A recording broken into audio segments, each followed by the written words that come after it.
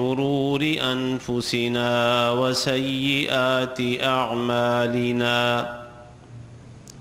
من يهده الله فلا مضل له ومن يضلل فلا هادي له. وأشهد أن لا إله إلا الله وحده لا شريك له. وأشهد أن محمدًا عبده ورسوله. يا أيها الذين آمنوا اتقوا الله حق تقاته ولا تموتن إلا وأنتم مسلمون. يا أيها الناس اتقوا ربكم الذي خلقكم من نفس واحدة وخلق منها زوجها وبث منهما رجالا كثيرا ونساء. واتقوا الله الذي تساءلون به والأرحام إن الله كان عليكم رقيبا. يا أيها الذين آمنوا اتقوا الله وقولوا قولا سديدا يصلح لكم أعمالكم ويغفر لكم ذنوبكم. ومن يطع الله ورسوله فقد فاز فوزا عظيما. اللهم صل على محمد وعلى آل محمد كما صليت على إبراهيم وعلى آل إبراهيم إنك حميد مجيد. اللهم بارك على محمد وعلى آل محمد كما باركت على إبراهيم وعلى آل إبراهيم إنك حميد مجيد. أما بعد فإن خير الحديث كتاب الله وخير الهدي هدي محمد صلى الله عليه وسلم وشر الأمور محدثاتها وكل محدثة بدعة وكل بدعة ضلالة وكل ضلالة في النار. سبحانك لا علم لنا إلا ما علمتنا إنك أنت العليم الحكيم. اللهم انفعنا بما علمتنا وعلمنا ما ينفعنا وزدنا علما. الحمد لله على كل حال ونعوذ بالله من حال أهل النار. رب أعوذ بك من همزات الشياطين وأعوذ بك رب أن يحضرون. أعوذ بالله السميع العليم وبوجهه الكريم وسلطانه القديم من الشيطان الرجيم. وما آتاكم الرسول فخذوه وما نهاكم عنه فانتهوا واتقوا الله إن الله شديد العقاب.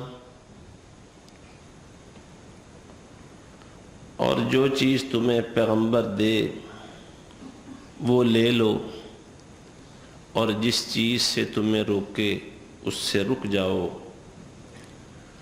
اور اللہ سے ڈرتے رہو، بے شک اللہ سخت سزا دینے والا ہے۔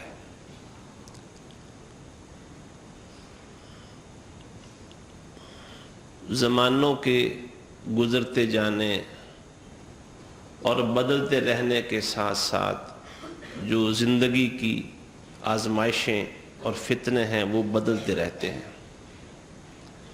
جس دور سے ہم گزر رہے ہیں رسول اللہ صلی اللہ علیہ وآلہ وسلم کی پیشگوئی کے مطابق بہت زیادہ فتنوں کا دور ہے، اور جیسے جیسے قیامت قریب آتی جائے گی فتنے اور آزمائشیں، امتحانات یہ بڑھتے جائیں گے۔ لیکن یہ بڑی دلچسپ بات ہے کہ جو زمانے گزر گئے ہیں ان میں بھی طرح طرح کے فتنے سر اٹھاتے رہے۔ آج بھی بہت سارے فتنے ہیں، آئندہ اس سے بھی زیادہ ہوں گے۔ ہر دور میں فتنوں سے اپنے بچاؤ، اپنے تحفظ اور اپنے دفاع کا راستہ اور طریقہ صرف ایک ہے، اور وہ ہے رسول اللہ صلی اللہ علیہ وآلہ وسلم کی سنت کی اتباع کا راستہ۔ یہ اللہ رب العزت کی اس امت پر کرم فرمائی ہے، اس کی مہربانی ہے کہ جس طرح اس نے جسمانی بیماریوں کے علاج اتارے ہیں نا، رسول اللہ صلی اللہ علیہ وآلہ وسلم نے ہی یہ بات فرمائی ہے، ما انزل اللہ من داء الا انزل له شفاء۔ ہر بیماری اللہ نے ہی پیدا کی ہے، اور اللہ نے ہر بیماری کا علاج بھی پیدا کیا ہے۔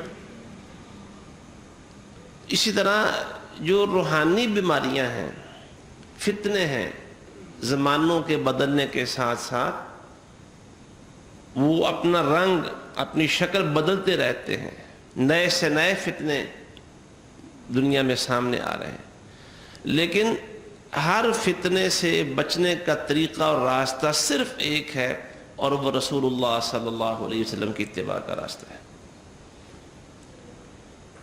سورہ نور میں اللہ نے یہ بات فرمائی ہے، وَإِن تُطِيعُوهُ تَهْتَدُوا۔ اگر تم اس پیغمبر کی اطاعت کرو گے، ان کے پیچھے چلو گے، تَهْتَدُوا، تو تم ہدایت پا جاؤ گے۔ مولانا ابوالکلام آزاد رحمہ اللہ اکثر اپنی تفسیر میں تہتدوا جیسا لفظ ہے نا، ہدایت، اس کے معنی یہ کرتے ہیں کہ تم کامیابیوں اور کامرانیوں کے راستوں پر چلنے لگ جاؤ گے، کیونکہ حقیقی کامیابی اور کامرانی اللہ کی ہدایت پر عمل کرنے میں ہے، رسول اللہ صلی اللہ علیہ وآلہ وسلم کی اتباع میں ہے۔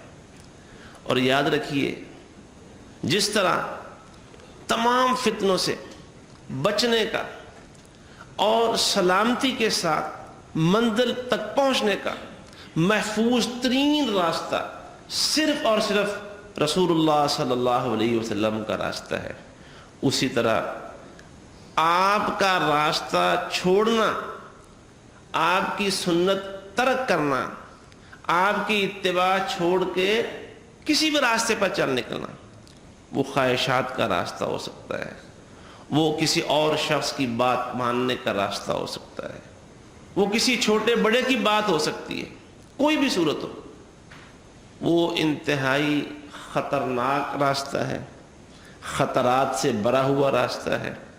نہ صرف یہ کہ سلامتی کی ضمانت نہیں بلکہ تباہی اور بربادی کا راستہ ہے۔ تو سلامتی ہر لحاظ سے، سامنے اور پیچھے سے، دائیں اور بائیں سے، ظاہری اور باطنی لحاظ سے سلامتی صرف اور صرف اتباع رسول کے اندر ہے صلی اللہ علیہ وسلم۔ سیدنا ابو بکر صدیق رضی اللہ تعالیٰ عنہ فرماتے ہیں کہ میں نے اللہ کے محبوب پیغمبر محمد الرسول اللہ صلی اللہ علیہ وآلہ وسلم کو جو بھی کام کرتے ہوئے دیکھا نا، میں نے ہر وہ کام کیا ہے، اسی کے مطابق میں اپنی زندگی گزار رہا ہوں۔ آپ کا راستہ میں چھوڑتا ہی نہیں، بلکہ میں نے پوری زندگی کے لیے یہ عزم کر رکھا ہے کہ ہر وہی کام کروں گا جو رسول اللہ صلی اللہ علیہ وآلہ وسلم نے کیا ہے۔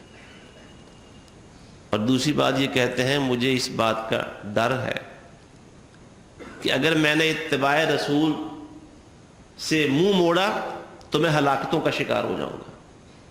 اگر میں نے رسول اللہ صلی اللہ علیہ وسلم کی اتباع نہ کی تو نتیجہ کیا نکلے گا؟ میں ہلاکتوں کا شکار ہو جاؤں گا۔ میری یہ روش مجھے ہلاکتوں اور تباہیوں کا شکار بنا دے گی۔ اور بات بالکل ٹھیک کی ہے۔ اچھا، یہ بات سیدنا ابو بکر رضی اللہ تعالیٰ عنہ نے صرف کہی نہیں ہے، زبان سے نہیں کہی، کر کے دکھائی ہے۔ اس کی ایک مثال دیکھیں، ایک مثال، اور جو بڑی نمایاں اور واضح ہے، آپ اس قصے اور واقعے کو جانتے ہیں۔ جب رسول اللہ صلی اللہ علیہ وآلہ وسلم کی وفات ہو گئی اور حضرت ابو بکر خلیفہ بن گئے تو بڑے بڑے مسائل نے فوری طور پر سر اٹھا لیا۔ ان میں سے ایک مسئلہ جو صحابہ کے اندر آپس کا مسئلہ تھا، وہ کیا تھا؟ جب رسول اللہ صلی اللہ علیہ وآلہ وسلم اپنے اس بیماری میں، مرض میں مبتلا ہوئے جس میں آپ فوت ہو گئے تھے، تو آپ نے حضرت اسامہ بن زید رضی اللہ تعالیٰ عنہ کو ایک لشکر کی سپہ سالاری دی اور لشکر کو روانہ کر دیا، اور تب آپ بیمار تھے۔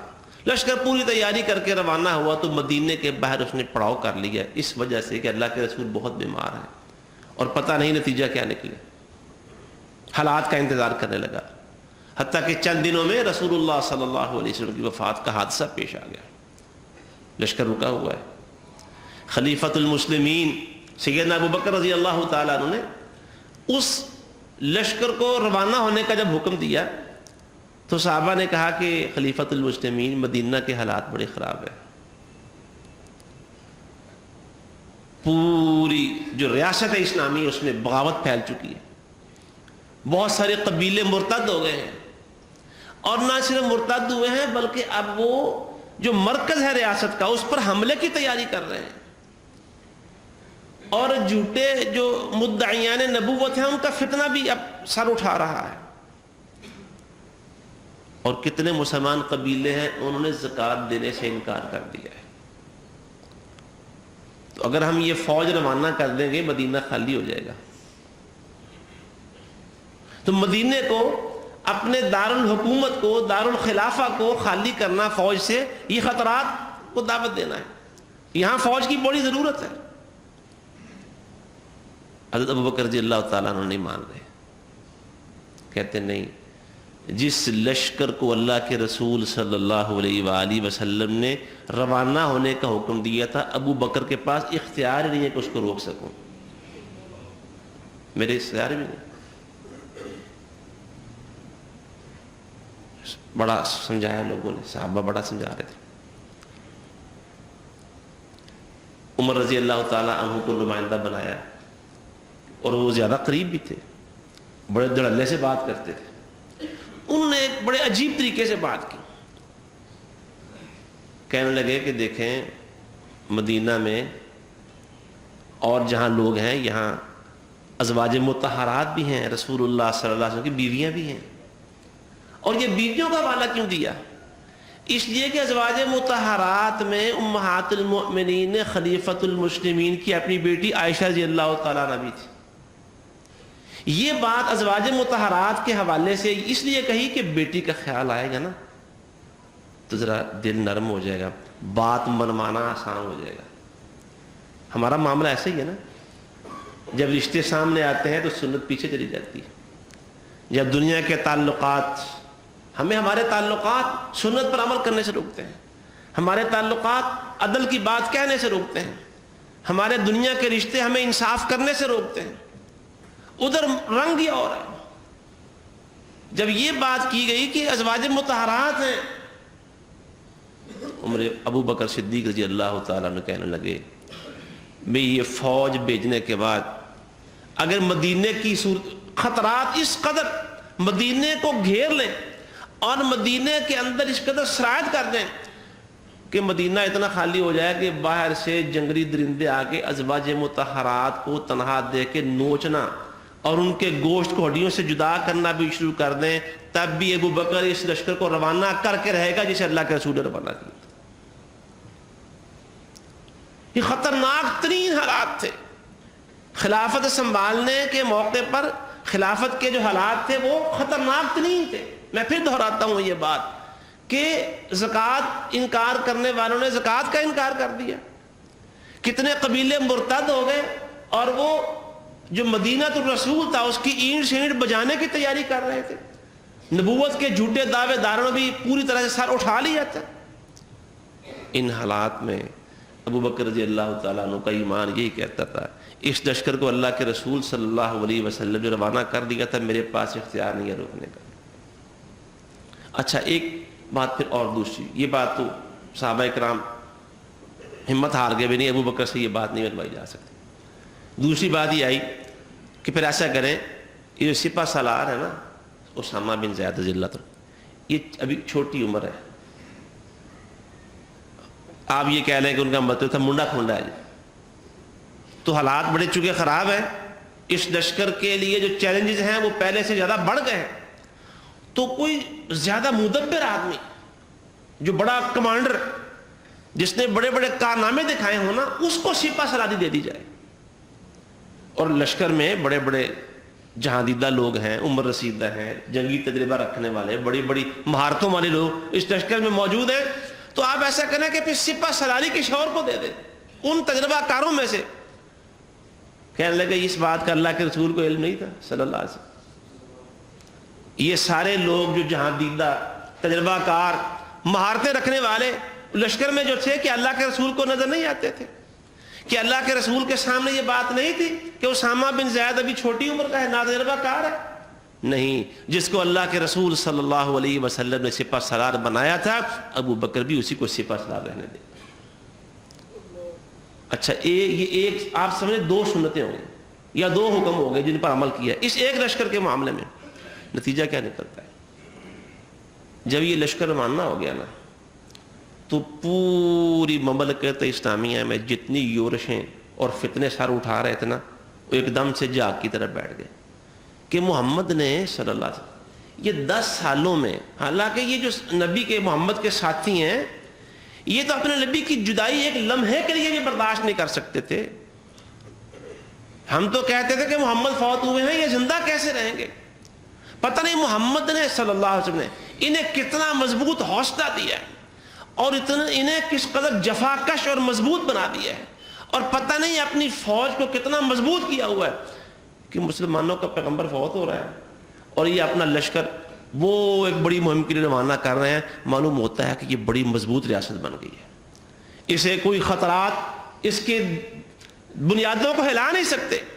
یہ لشکر روانہ ہونے سے ایسی داغ بیٹھی کہ پتہ نہیں کتنی مضبوط ریاست ہے، وہ جو حملہ کرنے کی تیاری کر رہے تھے وہ اپنی موت آپ ہی مر گئے، اور وہ جو زکوٰۃ کا انکار کرنے والے تھے ان کے خلاف بھی جب مہم کی حضرت ابو بکر رضی اللہ تعالیٰ عنہ نے، وہ فتنہ بھی بیٹھ گیا، اور جھوٹے مدعیان نبوت کا معاملہ بھی آپ نے دیکھا اللہ تعالیٰ نے صحابہ کرام کو کیسی شاندار فتح عطا فرمائی تھی۔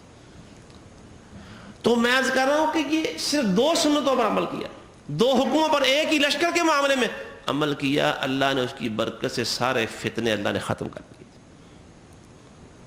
میں یہ بات عرض کیوں کر رہا تھا کہ ہر زمانے کے فتنے بدلتے رہتے ہیں، رنگ اور شکلیں بدل دیتے ہیں، بھیس بدل لیتے ہیں، انداز بدل جاتا ہے، نئے سے نئے فتنے آتے ہیں، لیکن سب زمانوں کے فتنوں سے اپنا اور امت کا دفاع ایک ہی راستے پہ ہے، اور وہ اتباع رسول کا راستہ ہے، سنت کا اتباع کا راستہ۔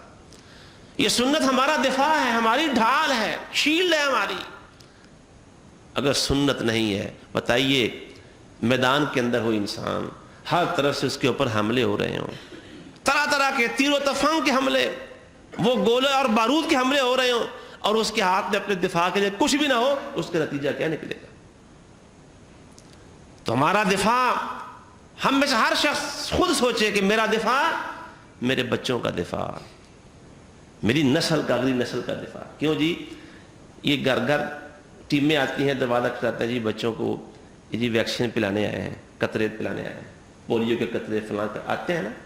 اب ہر ہفتے بعد یہ ٹیم آئی ہوتی ہے، ہر ہفتے بعد دروازہ بجاتے ہیں، اسکولوں میں جاتے ہیں.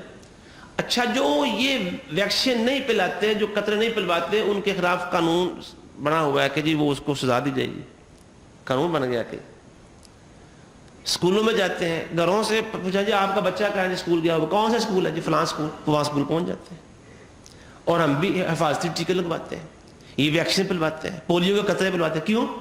نسل کی سلامتی کا سوال ہے نا, نسل بچانا چاہیے کہ پولیو نہ ہو جائے, اسے وہ خسرہ کوئی مہلک ہوتا ہے وہ نہ ہو جائے, ٹی بی نہ ہو جائے, تشنج نہ ہو جائے, خناق, وہ فلاں بیماریاں, ان سے بچاؤ کے لیے ان کو ویکسینیشن کرواتے ہیں کہ نسل بچ جائے. کیا ایمان کے حوالے سے اپنی نسل کو بچانے کی ضرورت نہیں؟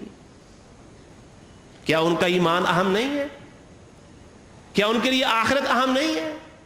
کیا ان کے لیے قبر میں جو سوالات ہونے ہیں وہ اہم نہیں ہے؟ اللہ کے دربار میں کھڑا ہونا اہم نہیں ہے؟ اس کے لیے کیا تیاری ہے؟ اس کے لیے کیا پلاننگ ہے ہمارے پاس؟ اس کے لیے کیا سوچ بنائی ہے ہم نے؟ میرے دوستوں, بھائیوں, بزرگوں اور معزز خواتین, اپنا دفاع, اپنے بچوں کا دفاع, اپنے اہل خانہ کا دفاع. اور ظاہری بات ہے ہر شخص کو اپنے اہل خانہ سے محبت ہوتی ہے, ہونی بھی چاہیے, بیویوں سے محبت ہونی چاہیے, یہ عیب نہیں ہے, ہونی چاہیے, کیا کرے محبت ان سے, یہ بھی سنت ہے رسول اللہ صلی اللہ علیہ وسلم.